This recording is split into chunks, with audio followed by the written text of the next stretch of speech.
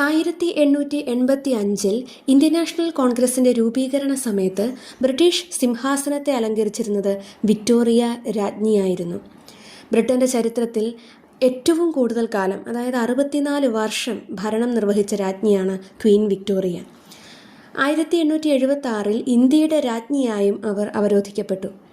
1901 മരണം വരെ Queen Victoria ഭരണത്തിൽ തുടർന്നു. നമ്മുടെ മുംബൈയിലെ പ്രധാന റെയിൽവേ സ്റ്റേഷൻ, ഇന്നത്തെ ഛത്രപതി ശിവജി ടെർമിനൽ, അടുത്ത കാലം വരെ വിക്ടോറിയ ടെർമിനൽ എന്നാണ് അറിയപ്പെട്ടിരുന്നത്. കൽക്കട്ടയിൽ വിക്ടോറിയ മെമ്മോറിയൽ മ്യൂസിയമുണ്ട്. അതുപോലെ തിരുവനന്തപുരത്തെ VJT hall, Victoria jubilee town hall, ഇവരുടെ കിരീടധാരണ ജൂബിലി സ്മാരകമാണ്. അതായത് ഇന്ത്യയുടെയും രാജ്ഞിയായിരുന്നു ഒരു കാലത്ത് ക്വീൻ വിക്ടോറിയ. ഏതായാലും 1885 കോൺഗ്രസിൻ്റെ രൂപീകരണ സമയത്ത് ബ്രിട്ടീഷ് രാജ്ഞി വിക്ടോറിയ ആണ്.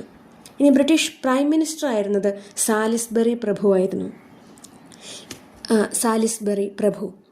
ഇന്ത്യയുടെ വൈസ്രോയി ആയിരുന്നത് ഡഫറിൻ പ്രഭുവാണ്. ഇന്ത്യൻ നാഷണൽ കോൺഗ്രസിനെ ഒരു മൈക്രോസ്കോപ്പിക് മൈനോറിറ്റി എന്ന് വിശേഷിപ്പിച്ചത്, അതായത് സമൂഹത്തിൽ ഉയർന്ന പടിയിൽ നിൽക്കുന്ന ഒരു ചെറിയ ജനവിഭാഗത്തിൻ്റെ മാത്രം പ്രതിനിധിയാണ് INC എന്ന് വിശ്വസിച്ചിരുന്ന ആളാണ് ഡഫറിൻ പ്രഭു. എങ്കിലും കാലം കഴിയും തോറും ഇന്ത്യൻ നാഷണൽ കോൺഗ്രസ് ദേശീയ പ്രസ്ഥാനം എന്ന നിലയിൽ ശക്തി പ്രാപിക്കുകയും സാധാരണക്കാരുടെ ഇടയിൽ പോലും പ്രവർത്തിച്ച് നമ്മുടെ സ്വാതന്ത്ര്യത്തിലേക്ക് ഇന്ത്യയെ അടുപ്പിക്കുകയും ചെയ്തു. അക്കാലത്തെ secretary of state for India ആയിരുന്നത് റാൻഡോൾഫ് ചർച്ചിൽ പ്രഭുവാണ്.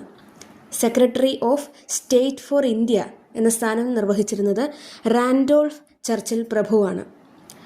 അതുപോലെ ബോംബെ ഗവർണർ ആയിരുന്നത് ലോർഡ് റേ ആണ്.